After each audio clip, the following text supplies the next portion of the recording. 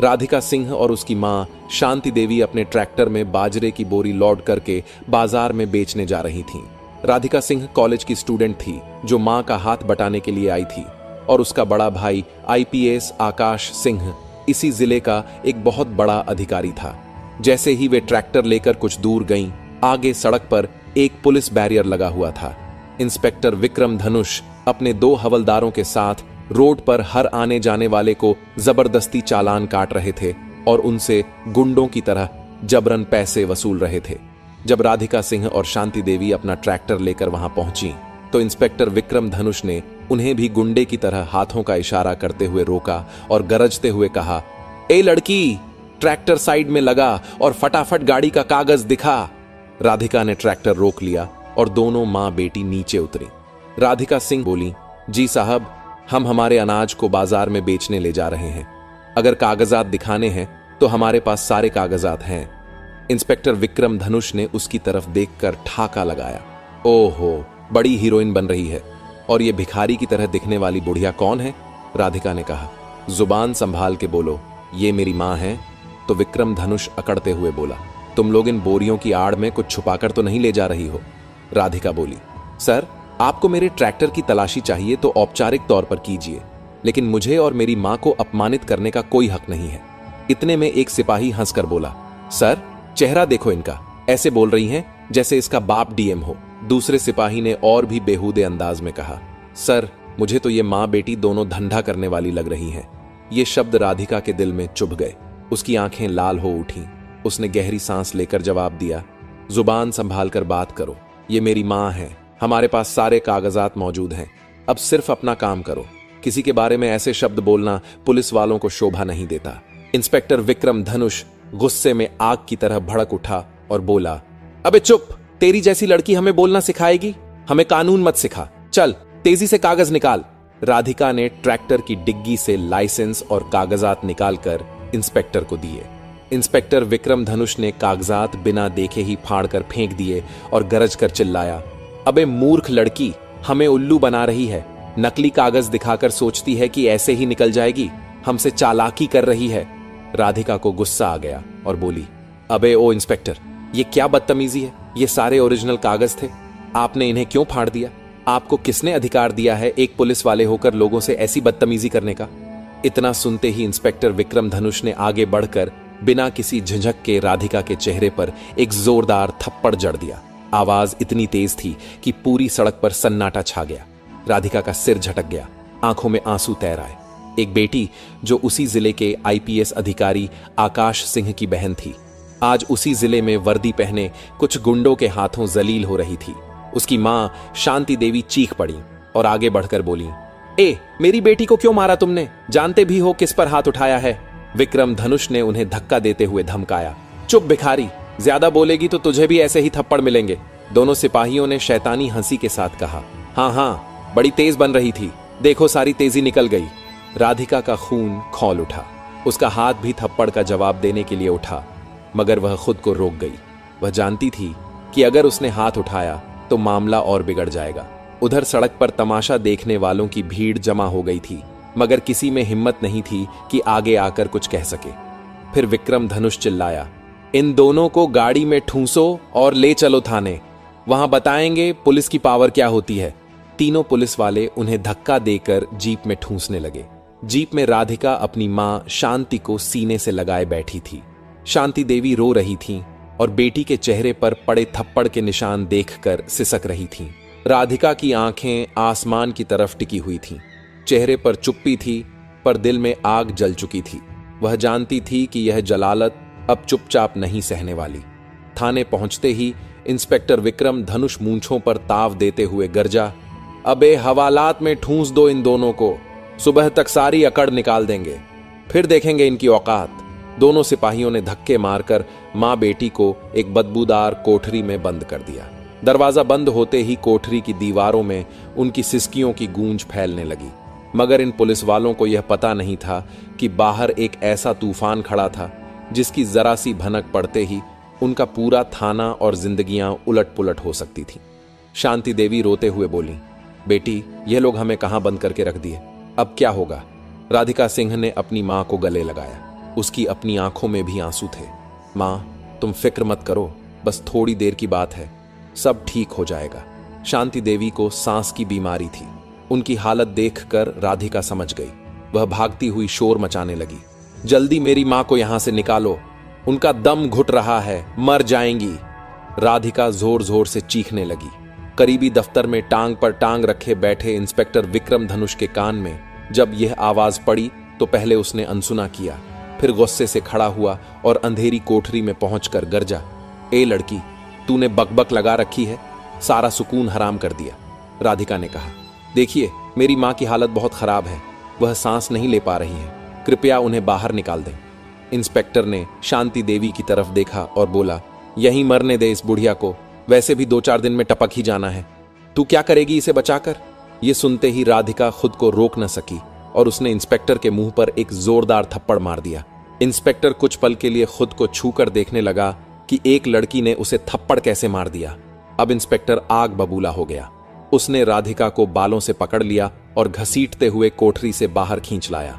शांति देवी यह दृश्य देखकर चीख पड़ी, मेरी बेटी को छोड़ दो, छोड़ दो। पर इंस्पेक्टर विक्रम धनुष ने एक न सुनी। वह राधिका को मारते घसीटते अपने स्पेशल रूम में ले गया। दरवाजा बंद करते ही उसने राधिका को जोर से जमीन पर धक्का दिया। ए लड़की, तूने मौत को न्योता दिया है, कभी नहीं हुआ कि किसी ने इंस्पेक्टर विक्रम धनुष पर हाथ उठाया हो। तुम कीड़े मकोड़े और हम पर हाथ। राधिका उठी और बोली, तुम गैरकानूनी काम कर रहे हो, तुमने मेरी मां को गंदी बातें कही, इसलिए मैंने थप्पड़ मारा, तुम्हें हमें यूं प्रताड़ित करने का हक नहीं है। इंस्पेक्टर की आंखें लाल हो गईं। उसने एक जोरदार झापट राधिका के गाल पर मारा। वह घूमकर पीछे जा गिरी। ए बड़ी आई इंस्पेक्टर को कानून सिखाने वाली। उधर अंधेरी कोठरी में शांति देवी लगातार चीख रही थी, मेरी बेटी को छोड़ दो। राधिका ने यह आवाज सुनी तो वह इंस्पेक्टर के पैरों में गिर गई। मेरी मां को अस्पताल ले जाओ, उनकी हालत बहुत खराब है, वह मर जाएंगी। मेरी गलती की सजा मुझे दो, पर मेरी मां को छोड़ दो।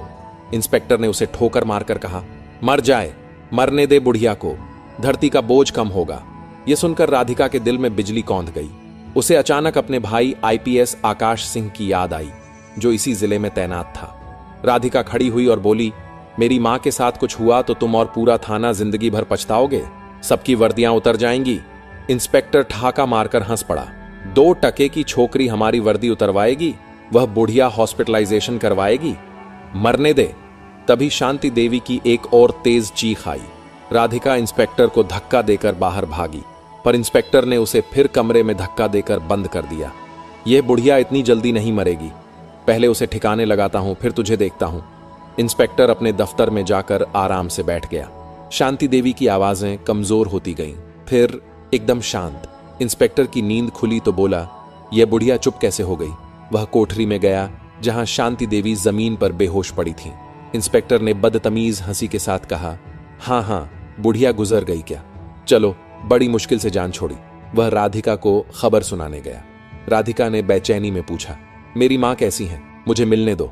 इंस्पेक्टर ने थूक कर कहा, मिलना है, अगले जन्म में मिलेगा, बुढ़िया पड़ी है एक कोने में मरी सरी। यह सुनकर राधिका के पैरों से जमीन खिसक गई। वह इंस्पेक्टर को धक्का देकर कोठरी की तरफ भागी। वहां पहुंचकर उसने देखा शांति देवी बेहोश पड़ी थीं, शरीर ठंडा सा था। राधिका उनकी छाती पर गिर पड़ी। मां, आंखें खोलो। इंस्पेक्टर ने 2 सिपाही बुलाए, इस बुढ़िया को ठिकाने लगाओ, किसी को बोलना एक्सीडेंट में मरी है। सिपाही उन्हें उठाने लगे।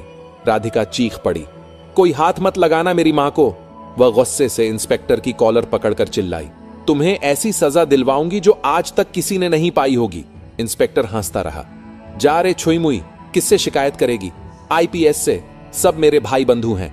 पर उसी क्षण शांति देवी की सांसें हल्की हल्की चलने लगी, पलकें कांपी। राधिका चीख पड़ी, मां। शांति देवी की आंखें धीरे धीरे खुली। राधिका रोते हुए उनसे लिपट गई।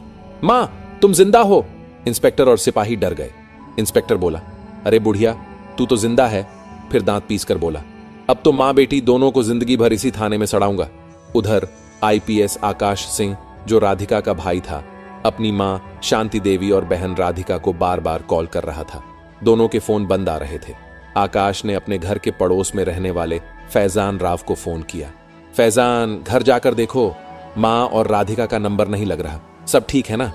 फैजान ने कुछ देर बाद बताया, सर, मैं घर के बाहर हूं, पर गेट पर ताला लगा है।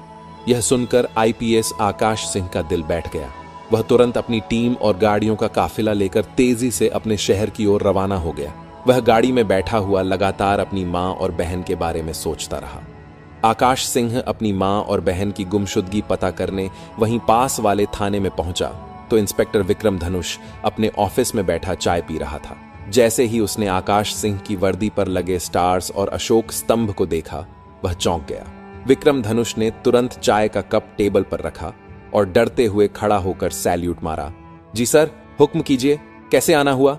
आईपीएस आकाश सिंह बोला, मेरी मां और बहन लापता हैं। मैं चाहता हूं कि 3 घंटे के अंदर मुझे पता चल जाए कि वे कहां हैं। इंस्पेक्टर बड़े प्यार और अदब से बोला, जी सर, हम बहुत जल्दी आपकी मां और बहन को खोज निकालेंगे, लेकिन अगर उनके पास कोई तस्वीर हो तो ढूंढने में आसानी हो जाएगी। आकाश ने कहा, तस्वीर तो नहीं, अच्छा रुको जरा, मोबाइल में देखता हूं। वह मोबाइल की गैलरी में तस्वीर देखने लगा। ओह हाँ, मिल गई, ये रही।